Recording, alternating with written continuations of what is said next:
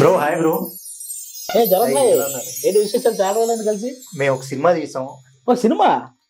ఎందుకు? డైరెక్టర్ ఎవరు? మణిరత్నం గారా? అబ్బా ఛాన్స్ కొట్టావబ్బా. మణిరత్నం గారు అంటే అసలు మామూలు విషయం. ప్రొడ్యూసర్ సురేష్, దగ్గుపాటి సురేష్ బాబు గారు. సురేష్ ప్రొడక్షన్స్ లో సినిమా అంటే అసలు మామూలు విషయం కాదు. లిరిక్ రైటర్ ఎవరు? రాహుల్. రాహుల్ సిప్లిగంజ్ రాస్తున్నాడు ఈ మధ్య. ఓహో అలా వచ్చారా? ఇంతకు మ్యూజిక్ డైరెక్టర్ రెహమాన్. అరే మ్యూజిక్ డైరెక్షన్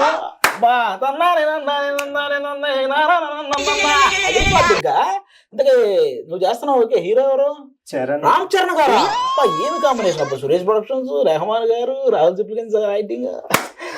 ఇవన్నీ కాదన్న, ఒకసారి వింటావా నువ్వు నేను చెప్పేది? Cinema it's okay Guru.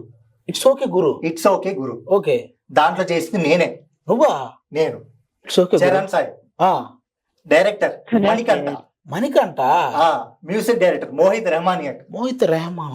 Producer మా సురేష్ గారు. సురేష్ అంటే సురేష్ బాబు కాదు కాదు. ఓకే, సురేష్. దాంట్లో సాంగ్ రిలీజ్ అయింది, మీరు చూస్తారని చెప్పి తీసుకొస్తే క్రియేటర్ రాహుల్ సిప్లిగంజ్, రాహుల్ రెడ్డి ఇన్ఫినిటీ అని చెప్పి కొత్త ఇన్ఫినిటీ. Okay okay. ఓహో, మొత్తానికి మీ అందరి కాంబినేషన్ లో ఇట్స్ ఓకే గురు అని ఒక సినిమా. అందులో నుంచి లిరికల్ సాంగ్. ఓ సూపర్, అది సూపర్ అబ్బా. ఇట్స్ ఓకే గురు కాదు, ఇట్స్ డబల్ ఓకే గురు. అలా ఉంది సాంగ్ లిరిక్స్ గానీ. అలాగే మెయిన్ విషయం సిద్ధార్థ్ గారు పాడడం. సిద్ధార్థ్ గారు ఆల్మోస్ట్ మన అందరికి చాలా చాలా చాలా ఫేవరెట్ పర్సన్. ఆయన వన్స్ ఏదైనా ప్రీ రిలీజ్లకు వచ్చినప్పుడు కూడా స్టేజ్ మీద ఆ సింగింగ్, ఇప్పటికే ఆ బొమ్మరిల్లు సాంగ్ అవి పాడుతుంటే మనకు ఆ వైబ్ అలా తెలుస్తుంది అనమాట. అలాంటి ఆయన మనోడికి ఇట్స్ ఓకే గురు సినిమాలో మనోడు హీరోగా చేస్తున్న మూవీలో సాంగ్ పాడారు.